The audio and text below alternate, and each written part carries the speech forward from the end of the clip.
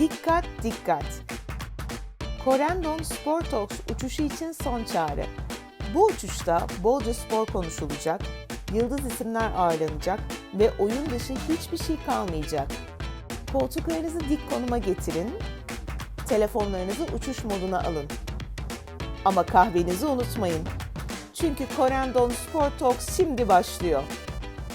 Biz dedim şimdi dünyayı kurtarsak yarın derim ki daha ne yapabiliriz? Çok da hayatta böyle debelenmeyi sevmem. Bir şey olmuyorsa başka bir nasıl evrilir, neler yapabiliriz diye düşünürüm. İlk Wimbledon oynadığımda 15 yaşındaydım. Avrupa'nın gerçekten sağlık sistemi o kadar geriymiş ki o süreçte ben anladım. Maçta zaten herkesi bembeyaz görmek harika bir şey.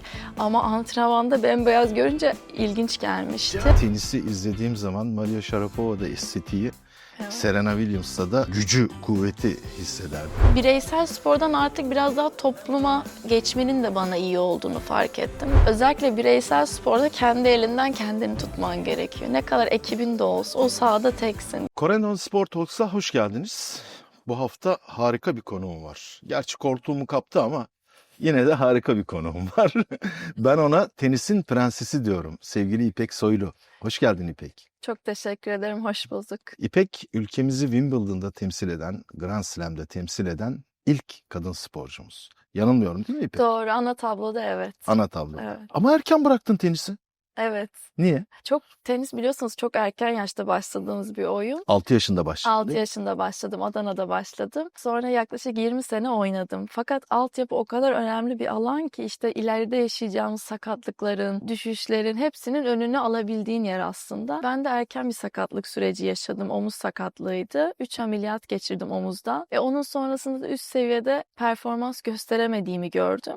Çok da hayatta böyle debelenmeyi sevmem. Bir şey olmuyorsa başka bir nasıl evrilir, neler yapabiliriz diye düşünürüm. Sadece çok acılı olmaya başlamıştı artık. Sürekli doktor görüyorum falan. O mutsuz etmeye başladığı için artık böyle saha dışında neler yapabiliriz'e odaklanmak istedim açıkçası. Peki tenise niye ilgi başladı? 6 yaşında başladın değil mi? Evet, Adana'da başladım. Yani Adana zaten o zaman daha da imkanlar olarak kısıtlı bir şehirdi sosyal olarak. Bizim de bir tane tenis kulübümüz var. Hala çok ciddi gelişmekte olan.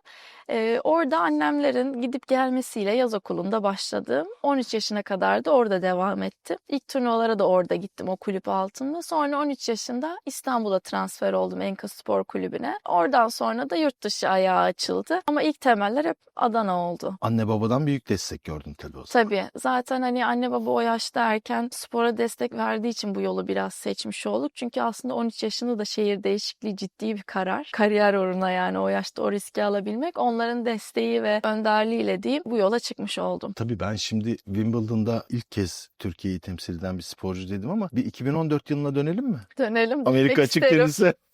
Dönmek isterim. Niye dönelim sen anlat onu. Ya şöyle tabii yani ilk Wimbledon oynadığımda 15 yaşındaydım ve çok büyülü bir ortam orası zaten. Yani Federer'i görmek, o zamanın en iyi sporcularıyla aynı ortamda olmak bütün o yaptığın antrenmanların neye değer olduğunu sana gösteriyor. O yüzden çok da ayrı bir motivasyon Tenisin oluyor. mabedi tabii. Kesinlikle. Tabii. Sonra 2014'te gelen Amerika Genç Çiftler Şampiyonluğu bir Türkiye'ye Grand Slam kupasını getiren ilk kişi olma prestiji çok onur verici. Olayın senden öte bir şey olduğunu hissettiren bir şeydi. O kazandığım zaman tabii bu kadar ses getireceğini bilmiyorduk ama o gerçekten bana çok kapı açtı o şampiyonluk. Ardından işte Yankı Herel Wimbledon kupası kazandı. Yani bir kere her şeyden öte bunun mümkün olduğunu ülkeye gösterebilmek, kendine gösterebilmek çok kıymetliydi. O yüzden İsviçreli partnerimle kazandık. Biliyorum. Çok çok kıymetli bir başarı oldu. Hala evimin en güzel köşesinde durur. Hatta şimdi oyuncularımız var işte vakıfta ve işletmede gelirler. Hani görebilir miyiz kupayı bir gün getirir misin diye. Hani onun mümkün olduğunu gösterebilmek aslında en büyük değer oldu o başarıdan sonra. Biraz Wimbledon anlatsana. Ben bir hikaye anlatayım sana ondan önce. Tabii. 2012 Londra Olimpiyat Oyunları'nda benim kadın tenisinde en çok sevdiğim iki sporcu final oynamıştı. Sharapova ve Serena. Biliyorsun olimpiyatlarda bir olimpik line var. Ben olimpiyat merkezinden finale yetişmek için nasıl koşturuyorum ama nasıl koşturuyorum. Otobüste olimpik line'dan hızla gitmemize rağmen ben içeriye girdiğimde maç bitmişti. Ay şanslısın. Evet. Serena Üzücü ya. kupayı almıştı maalesef. Gitme şansımız olup maçı Evet, yakalayamadık. maçı yakalayamamıştı. Evet. Çok enteresan şeyleri var, ritüelleri var ama biliyorsunuz değil mi? Hani mutlaka biliyorsun. Tabii de ben izleyenler için söyleyeyim ha. Evet. Mesela maç başladığı andan itibaren o aralarda perdeler çekiliyor, içeriye kimseyi almıyorlar. Kesinlikle. Çok o İngiltere'nin kültürü yani o kraliyet kültürünün Evet. Wimbledon'a direkt birebir etkisini hissediyorsun. Ben şeyde çok şaşırmıştım. Antrenmanda bile beyaz giymen gerekiyor. Öyle bir valiz hazırlıyorsun ki rengin Bembeyaz. olmadığı bembeyaz. Bembeyaz. Orada çok şaşırmıştım. Çünkü hani maçta zaten herkesi bembeyaz görmek harika bir şey. Ama antrenmanda bembeyaz görünce ilginç gelmiş. Cehaletim bağışla. Estağfurullah. Merkez kortta oynadın mı hiç? Merkez kortta oynamadım ama mesela bizim genç sporculara bir tur yapıyorlardı. Korta inebiliyorsun, alanda bulunabiliyorsun ama oynama şansım olmadı. Evet. Peki Amerika açık teniste? Orada da yani ben gençler kategorisine zaten oynatmıyorlardı. Biz biraz daha böyle yan büyük kortlarda ama mesela Amerika açık finalinde ikinci büyük kortta oynadık. Yani en yaklaşabildiğim merkez kortu o oldu. Zaten Arthur Ashe yani New York'taki Amerika açıktaki büyük kort devasa bir şey. Wimbledon'ın aurası ayrı bir şey. O 15 yaşına girdiğimde hatırlıyorum neler hissettiğimi. Yani o soyunma odalarının ahşap yapısı, işte bütün herkesin isimlerinin böyle altın varaklı şekilde yazılması falan. Kültürü çok çok farklı. 15 yaşında bunları hissetmek olağanüstü bir şey. Evet diyorum şimdi daha çok keşke değerini bilip daha çok gezseymişim içinde diyorum yani. Ama bu yani bir insanın hayatına sığdırabileceğinden çok fazla bir şey bu. Sanki 3 kişilik bir hayat yaşamış gibi oluyorsun. Ya şöyle çok ilginç bunu demeniz çünkü ben hep şey derim hayata acelem var derim. 29 yaşındayım 30 olacağım seneye. Ya bir kariyeri alıp kenara koymak ve iyi bir kariyeri kenara koymak. Üstüne vakıf kurmak, üstüne federasyon görevi. Yani çocuk işte bir evlilik geçirdim falan hepsi böyle bir arada Çocuk var diyorum mı? var evet. 2 maşallah. yaşına geliyor Emir. Aa. O da ayrı bir heyecan. O yüzden böyle hayata diyorum acelem var. Yani hani hepsini tek hayatta yaşama gibi bir şeyim varmış. Ben değil ama umarım bir gün Emir de Grand Slam'da kupa alan ilk Türk olarak senin yerinde olur. Ya evet ya mutlu olsun. Genlerinde Şimdi vardır. sporculuğu çok derin yaşayıp profesyonel düzeyde yaşayınca insan hani mutlu olsun diyor. Çünkü çok zorlukları da var. Yani bu sporun çok güzel getirileri var. Bir daha gelse yani 10 kere gelsem 10 kere aynı hayatı yaşarım. Aksini yaşamam ama hani onun şimdi canından olunca da insan mutluluğunu önce Önemsiz. koyuyor. Evet. Peki yüzük parmağından ve serçe parmağından ameliyat oldun. Evet. Sinirler alındı. Evet doğru. Sinirlerin alınması nasıl bir şey? Hangi sağ elinden, Ya şöyle, sol elinden? sol elimde. Peki sinirler alındıysa oynatabiliyor musun? Ben bunu mutfakta yaşadım. Sporla hiç alakası yok. Eminim yaşayanlar da bunu vardır. Denk geldim çünkü avokadonun çekirdeğini çıkartayım derken bıçak dik girdi. Bu benim tamamen kendi sakarlığım. Kesildikten sonra Belçika'daydım ve Avrupa'nın gerçekten sağlık sistemi o kadar geriymiş ki o süreçte ben anladım. MR'da sinirlerin kesildiği çıkmadı. Ve bir hafta üstünden geçti. Türkiye'ye geldim ve o vakit artık o ölü olan sinirleri mecbur almak zorunda yeniden diktiler. Ama aktive olması yani bir yaklaşık 6-7 ayı buldu. O süreçte tabii backhand sol elim olduğu için çok sıkıntı yaşadım. Hala mesela soğukta titrer mesela. Şimdi bayağıdır hani tenis oynamadım. Oynayayım titrer, aktive etmem gerekir falan. Yani o da öyle bir komik bir anı olarak kaldı. Çok komik değildi aslında yaşarken ama şimdi gülüyorum Ama tabii. bu sakatlıklar gerçekten sakarlık diye tanımladın sen ama herkesin başına gelebilecek bir şey. Örneğin ben Türk milli takımının menajeri Can Çobanoğlu'ndan dinlemiştim. Otele gittiği andan itibaren otelde ilk olarak otel görevlilerine şunu söylerlerdi. Yatağın üstündeki o yorganı hani yatağın altına koyarsınız ya Evet. otellerde. Sonra yorganı açarsınız içine girince ayaklarınızla tekmelersiniz o yorgan çıksın diye. Sancılı Yani bir süreç. şimdi bir sporcu için hele ayaklarıyla oynayan bir sporcu için özellikle Evet. bu çok önemli derdi. Çünkü parmağı kırılabilir, ayağı zarar görebilir. Yaşanmış herhalde. Demek ki yaşanmış ki bunu yapabiliyorsun. Onun için İlginçmiş. Bunu hiç duymadım. evet Yani sporcuların teniste mesela bizde masa tenisini oynatmazlar. Evet. Ayak zaten hiç yapamazsın. Neden? Oynatmazlar. Yani masa tenisinde teknik farklı diye. Hı hı. Elin bozulmasın diye. İşte kayakta hani Kırılabilir. aynen bağlar vesaire. Hani farklı sporları önermezler. Mesela tatil köylerinde gittiğinde o işte su kayakları vesaire bunlar kesinlikle yasaktır. Aynen, ben birebir bunu yaşamış bir insan olarak Öyle mi? hamlıyorsun gerçekten. Sadece yüzüyorsun. Aynen, o yüzden anlarım, doğrudur yani. Peki İpek, bir dönem hakikaten çok gündemdeydi. Kadın tenisçilerle erkek tenisçiler arasındaki ödül tartışması, kavgası. Erkek tenisçilere daha fazla ödül veriyorlar. Kadın tenisçilere daha az ödül veriyorlar. Bu konuda senin düşüncelerin neler? Eşitlik kesinlikle evet çok güzel bir şey. Fakat benim kişisel düşüncemde erkeklerin harcadığı saat ve efor kadınlara göre çok daha farklı boyutta. Yani bir kere 3 set oynuyorlar, maksimum 5 set oynuyorlar. Kadınlarda en fazla 3 set falan. Yani orada ciddi zaman farkı da var. Eşitliği kesinlikle olması gerektiğini düşünüyorum ama ciddi mesai farkı da var. Hı hı. Erkek tenisi çok fiziksel, yani çok ayrı bir boyutta. Orada paradan çok biraz daha sağlık olarak gerçekten ciddi mesai yapıyorlar. O yüzden erkek tenisi bence kadın tenisine göre yukarı çıkmak çok çok daha zor. Bir de kadınlarda tabii hormonlar vesaire dengeye giriyor. Bir günü ne tutmuyor Evet. sporcu falan, çok daha değişken. Erkekte üst düzeye çıkabilmek için çok ciddi efor istiyor ya. İpek, şunu merak ediyorum. Tabii ben çok daha eski tenisi de hatırladığım için Hı hı. söylüyorum bunu. Eski tenis sanki daha teknik, daha hareketli, işte filenin önüne daha çok çıkan, nasıl Daha söyleyeyim, estetik. daha estetik Evet. bir tenisti. Fakat giderek daha çok güce dayalı bir spora evrildi. Kesinlikle. Bu noktada o eski tenise dönebilme şansımız var mı? Teknoloji kesinlikle geliştikçe güç olayı çok Ön ön plana plana geldi. çıkıyor. Bir de fiziksele çok döndü. Yani fiziksel çalışmalar, fiziksel farkındalık o çok arttı. O yüzden dönebilir, niye dönmesin? Hani asla demiyorum. Mesela Nadal, Federer tenisi bırakırken bir daha dediler ki erkek tenisi gündem olmayacak, çok zor olacak. Şimdi Alcaraz'la Sinner örneği Evet. çıktı. Dönebilir tabii ki de, evrim değiştirebilir. Ama kesinlikle o eski tenisi seyretmek çok daha farklı bir keyifti. Yani biraz daha matematiğin işin içinde olduğu, işte kafa çalıştırmanın gerektiği falan olabilir. Umarım da olur. Ona göre daha... Şimdi belki padelde biraz daha bunu insanlar o matematiği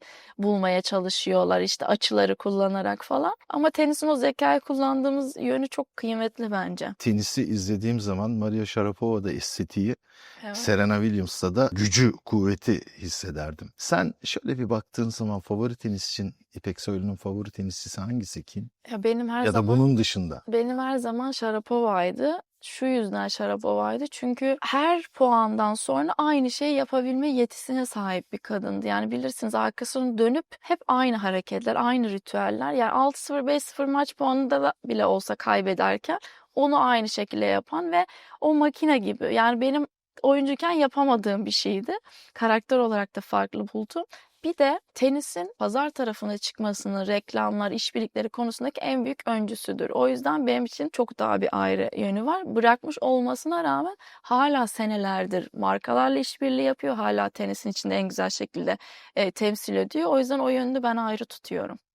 Yani bir de aynı zamanda iş kadını. Yani Değil mi? yatırımcı Evet, olduğu, anladım. sporla alakalı birçok markanın içinde bulundu. O yüzden çok çok kıymetli. Sevgili İpek, ben sporcuyu tanımlarken elbette kazandığı başarıları, Hı hı. elbette kupaları, şampiyonlukları önemsiyorum. Ama bundan daha çok önemsediğim şey bir, yaptığı sporu sevdirebilme kabiliyeti. İkincisi de o sporu yaptıktan sonra o spora olan katkısı. Hı hı. Sen de bu katkıyı yapanlardan Hı birisin. hı. Öncelikle, gerçi yanıtını verdin ama birçok tenisçi 30'larda 35'lerde hala tenis oynarken senin bu kadar genç yaşta tenisi bırakmanın gerçek temel nedeni ne? Evet. O başaramama duygusu mu, gidemeyeceğim artık duygusu mu? Mutsuzdum artık. Yani insan olarak mutsuzdum. Çünkü biz hani çok erken başladığımız için hep böyle bir tenisçi İpek kimliğimiz oluyor. Sporcu İpek kimliği ve onun dışında aslında başka bir hayat bilmiyorsun. Aslında birçok sporcunun da o geçiş yapamama sebebi başka bir hayatı bilmediği için ve korktuğu için oluyor. Ben de artık 2,5 senedir ben işte ameliyat, MR, doktor, fizyoterapist bunları hep yaşadım. Yani korku ve başarıyı düşünemiyordum artık. Önüne yani ilerleyemiyordum. Ve 2,5 senenin sonunda o karar süreci çok yıpratıcıydı. Çok büyük hayal kırıklığı. Yani şu an böyle konuşurum ama o zaman işte derbeder yani. Hani ne yapacağız, ne edeceğiz durumlarındaydı. Mutsuz olduğuma karar verdim ve her şeyden öte ben bu sporu da mutlu olduğum, keyif aldığım için yapıyordum. Yani çocukluktan başladım ama sonra tekrar bu işi seçtim. İş olduktan sonra baskının altında da seçtim, kaldım. Tabii ki de çok isterdim ki hala oynayayım ve işte şimdi hangi turnuvalara gideceğim, hedeflerimle bunları konuşayım. Ama bireysel spordan artık biraz daha topluma geçmenin de bana iyi olduğunu fark ettim. Dedim ki ben artık öğrendim bu sporu. Bunu nasıl sevdirebilirsin? Nasıl fayda sağlayabilirsin ki ben de vakıf sporcusuydum. 13'ten 18 yaşına kadar kariyerimin en verimli dönemlerini bir vakfın desteğiyle aslında geliştirdim. O yüzden de kararı verdikten sonra içim rahatladı. O kararı verme süreci çok zordu. Sonuç olarak da korkutucu bir süreçten çıktım. Biraz dinlendim. Sonra da hep içimde olan işte o vakıfı kurma hayaliyle buluştum. Çok zor Ve bir işmiş. çok genç bir yaşta bir vakıf kurdun. Evet. Tenisi bıraktın. İpek Soylu Evet, İpek Vakfı. Soylu Şemin Vakfı. Şemin Vakfı. Evet, Evet. evet. Şimdi genç sporcular yetiştiriyorsun. Hı. Onları tenise ve topluma kazandırmak için harekete geçiyorsun. Evet. Biraz bundan bahsedelim. Senin vakfın ne yapar? Öncelikle vakıf kurmak cahil cesaretiymiş. Yani şu 2 senenin sonunda bunu söyleyebiliyorum. Çünkü işte normalde insanlar nasıl şirket kurar? İşte ya şirketin yanında vakıf kurar. Çok işte parası serveti vardır kurar. Biz de tamamen hizmet nasıl ederiz deyip girdik ve işleyişinin bu kadar zor olacağını ben tahmin etmiyordum. Yine tamamen ekip işi oldu.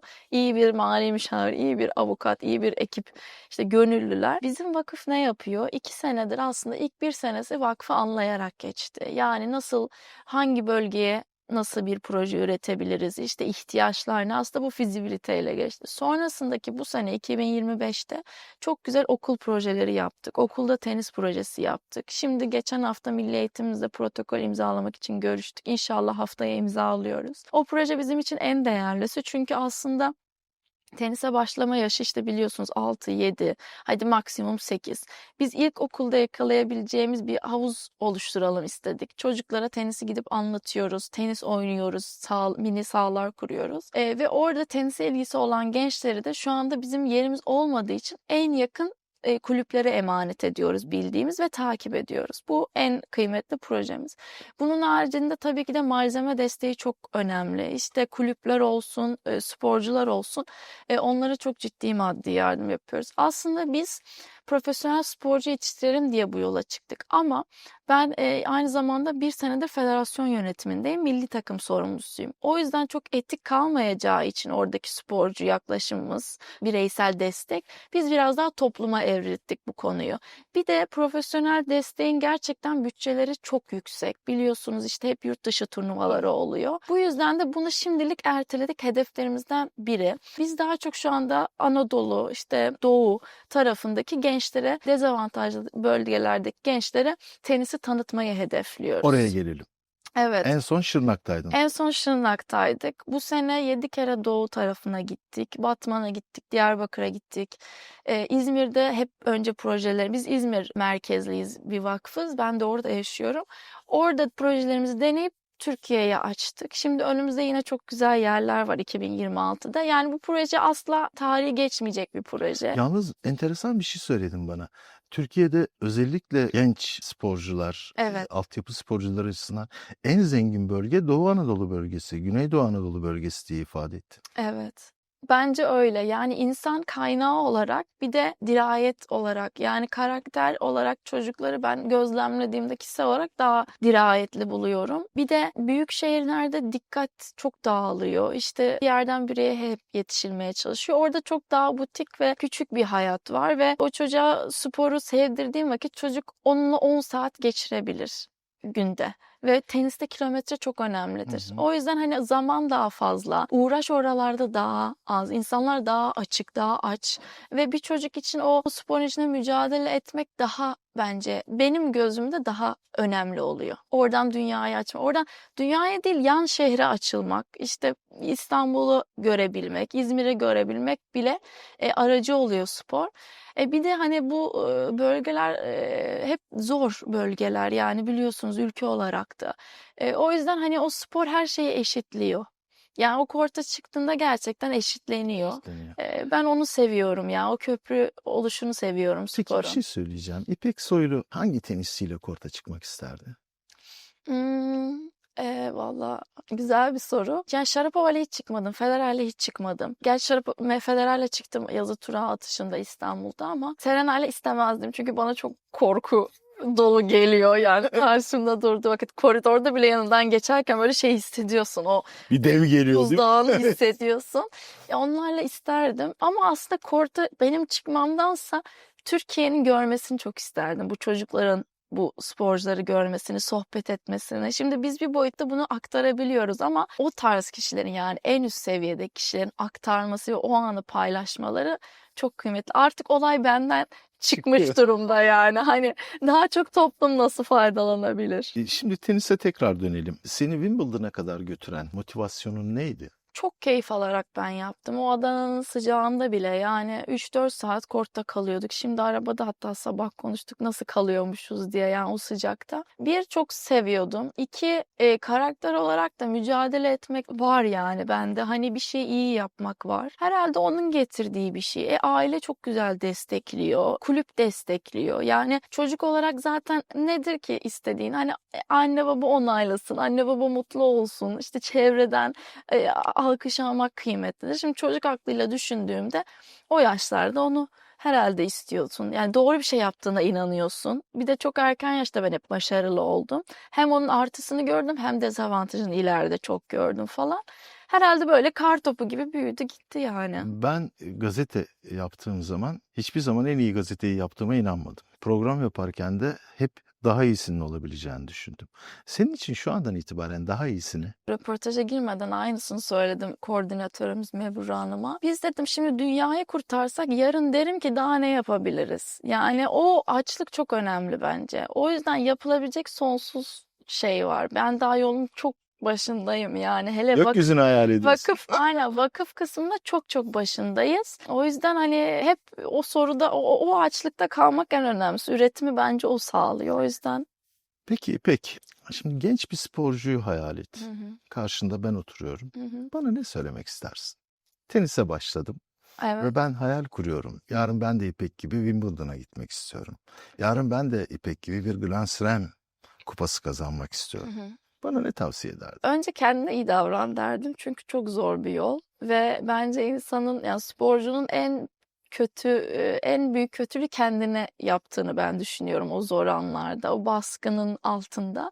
O yüzden kendinize iyi davranmanız çok önemli derdim birincisi. Çünkü özellikle bireysel sporda kendi elinden kendini tutman gerekiyor. Ne kadar ekibin de olsa o sahada teksin. Yani sana yardım edebilecek tek kişi senin kalbin ve aklın. Onu derdim. Bir de tabii ki de etrafına koyduğun insanlar. Yani bu yolculuğu, zorlu yolculuğu senin için keyifli kılacak. O stresin altında bile görev paylaşımı yapabileceğin. Benim tenisten en çok öğrendiğim şey budur. Yani şimdiki işimde de mesela hep ekip. Yani kimle beraberim. Her yerde söylerim, burada da söyleyeceğim. Sharapova'nın bir sözü vardır. Kaybedebileceğin insanları takımına al diye. Yani iyi gün insanı değil de kötü günde bile senin elinden tutabilecek, zorluğu göğüsleyebilecek insan seçmek bence çok önemli. Diğeri de zaten düzenli çalışmak, her şeyin başı yani istikrarlı bir şekilde olmak. Bir genç sporcu için Hı hı. Türkiye'deki imkanlar yeterli imkanlar mı? Yaş yaş değişir. Altyapıda bence iyi olduğumuzu düşünüyorum. Yani antrenör olarak altyapı dediğimde işte 13 yaş altı gibi düşünelim. İlk temellerde iyiyiz. Kondisyoner olarak, işte spor psikoloğu olarak vesaire buralarda da daha az ihtiyaç olduğu için bence sağlam bir yapı var. Ama olay bizim 13'ten sonra başlıyor. Orada gidebileceğin opsiyonlar belli. Ya üniversiteden burs alabilirsin, ya işte hobi olarak yaparsın ya da profesyonelliğe gidersin ki profesyonelliğe giden kesim çok küçüktür yani. Belki bütün Türkiye'de oynananlardan %2 falandır yani Hı o hı. kadar küçük.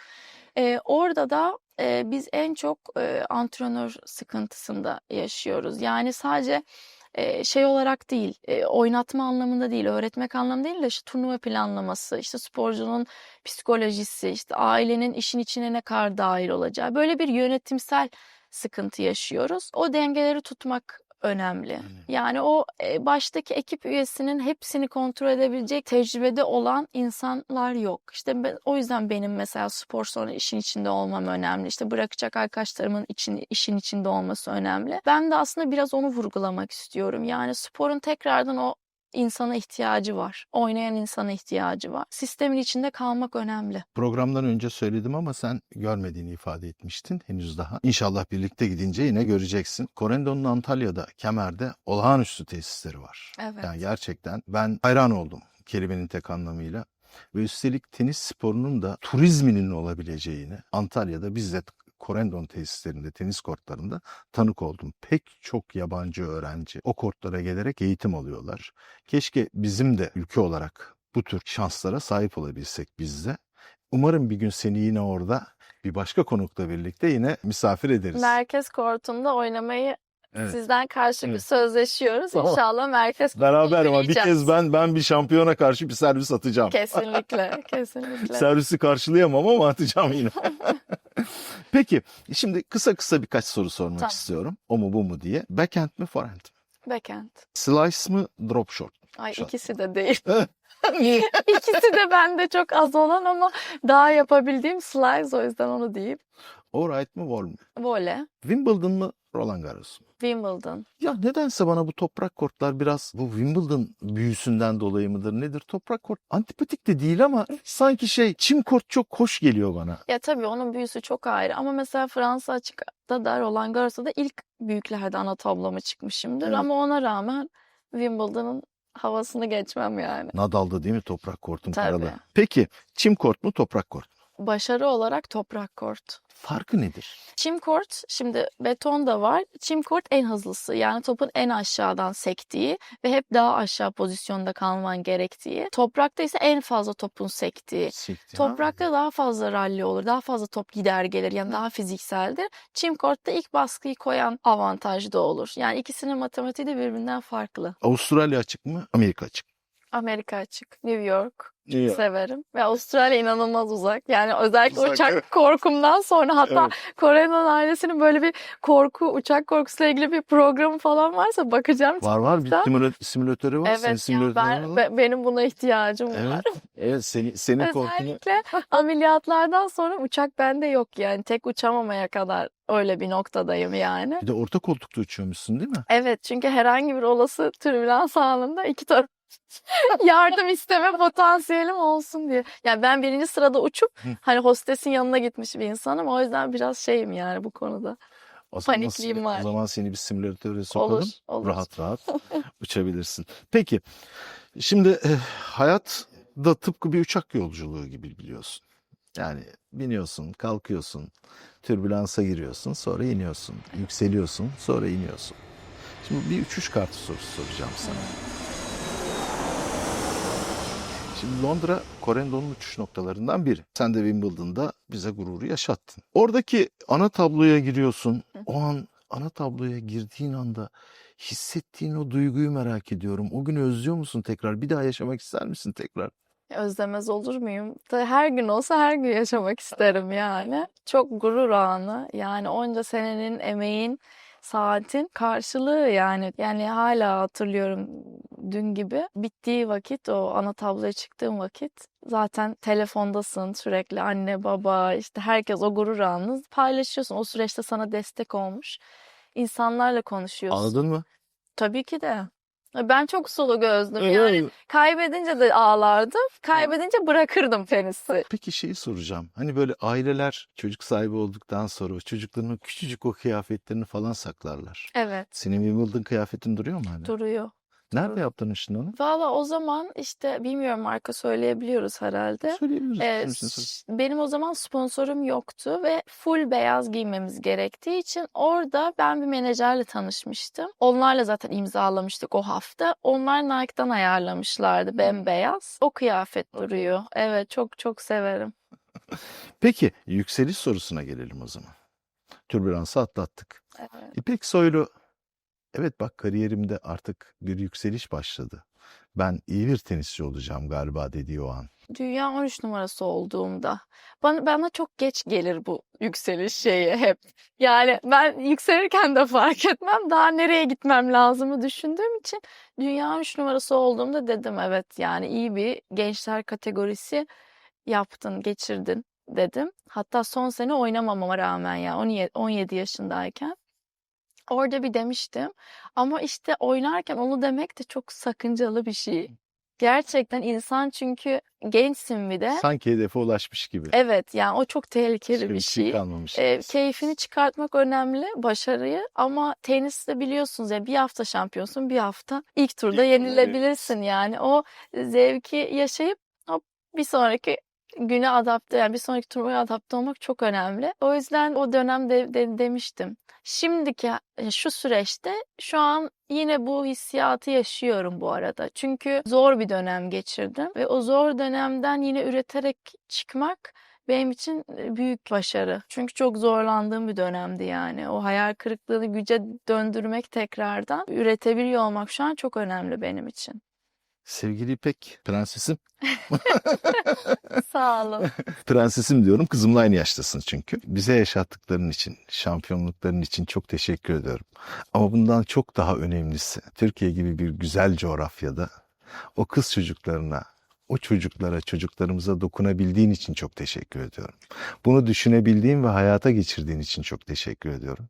Umuyorum Antalya'da tekrar bir araya geleceğiz. Umuyorum seninle tenis oynayacağız bu kez. Muhakkak. Çok teşekkürler. Ben davetiniz için çok teşekkür ederim. Corendon ailesine de ayrıca böyle güzel spor programlarına destek çıktıkları için teşekkür ederim. Sizle sohbet etmek çok büyük gurur, onur. Bizi ağırladığınız için teşekkür ederiz.